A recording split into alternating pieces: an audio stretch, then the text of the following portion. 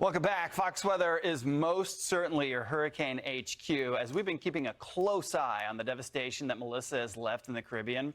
One of the strongest hurricanes to ever make landfall. And just in this morning, now at least 57 people have been killed in Jamaica, Haiti, and the Dominican Republic. In just 10 minutes, winds stronger than many freight trains erased decades of progress. But the real story isn't destruction, it's whether future vacationers will be too scared to travel to Jamaica during hurricane season. Or will they be brave enough to travel there, which would help rebuild the nation stronger than before?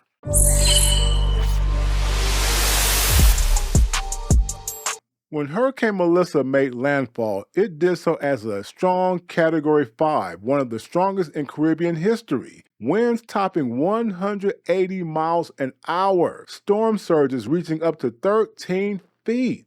Whole neighborhoods like Black River and Treasure Beach were flattened. The damage was horribly physical, but it was really more damaging in a cultural, emotional, and generational way. Our hearts and prayers go out to all the victims of this catastrophe.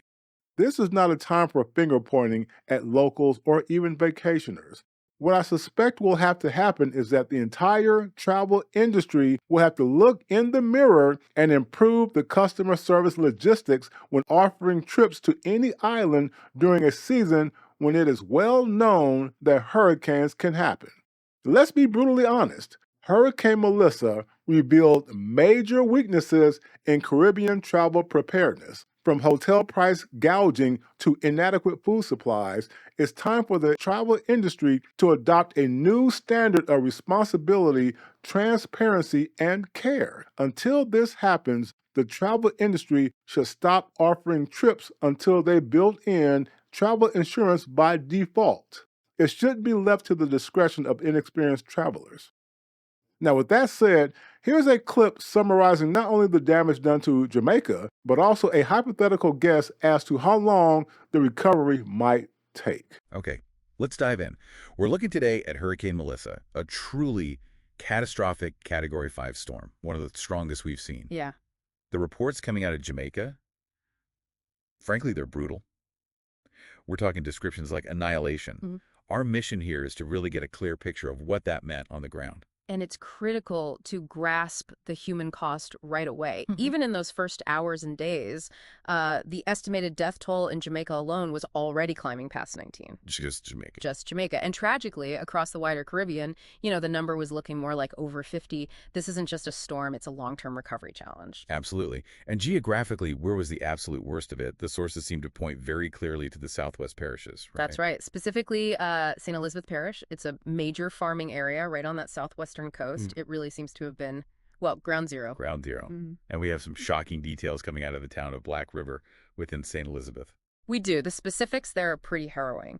Reports indicate that somewhere between, say, 80 and even 90% of all buildings lost their roofs. 80 to 90%. Yeah. Just gone. Gone. One account mentioned the only thing left standing near the main square was like this old stone church, centuries old. Wow. So you see that kind of physical destruction. It just instantly overwhelmed everything. The local hospital, the police, local rescue efforts basically collapsed right at the start. And that local collapse then puts immense pressure on the national systems, doesn't it?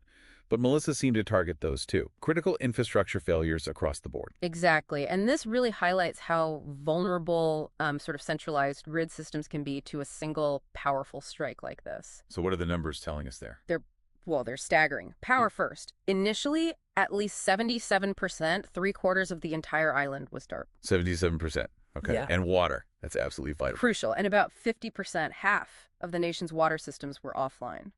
Think about that for drinking, sanitation, everything. Yeah, basic survival needs. And then just getting around. Access must have been impossible. Completely. You had landslides, downed trees, massive flooding, roads were just impassable. So communities cut off. Totally isolated. We saw reports of an initial, quote, total communication blackout in quite a few areas. It begs the question, how do you even start coordinating help when everything's broken? Right. How do you respond? The response had to be incredibly focused. Immediate, achievable things first, almost bypassing the wider system failure initially. Okay, so what were those immediate priorities? Our sources highlight three main goals driving the relief effort right now. Mm-hmm.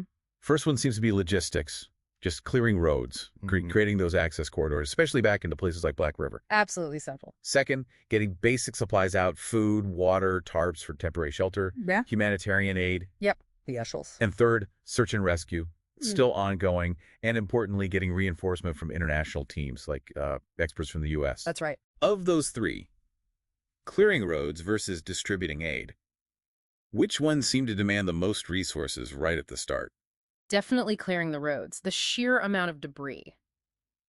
It needed massive mobilization, and that naturally pulled resources, at least initially, from direct aid distribution, particularly when communities were completely cut off. You can't deliver aid if you can't get there. Makes sense. And who's doing this work on the ground? Well, it's a huge coalition, really. The government of Jamaica is central, of course. You've got the JCF, that's the Jamaica Constabulary Force, and the JFB, the Jamaica Fire Brigade, doing a lot of that heavy lifting, the clearance and aid work. But they're getting backup. Oh, yeah, absolutely. International support started pouring in pretty quickly. You saw UNICEF, for example, commit an initial $1 million just focused on kids affected by the storm. That's significant. It is. And you've also got the Red Cross heavily involved, and CDEMA, that's the Caribbean Disaster Emergency Management Agency. They play a big role coordinating the regional response. So pulling this all together, the picture is one of just immense long-term effort needed, right? Billions of dollars potentially just to get services back online and rebuild these historic towns. A massive undertaking. But you hear the leadership, the commitment is there.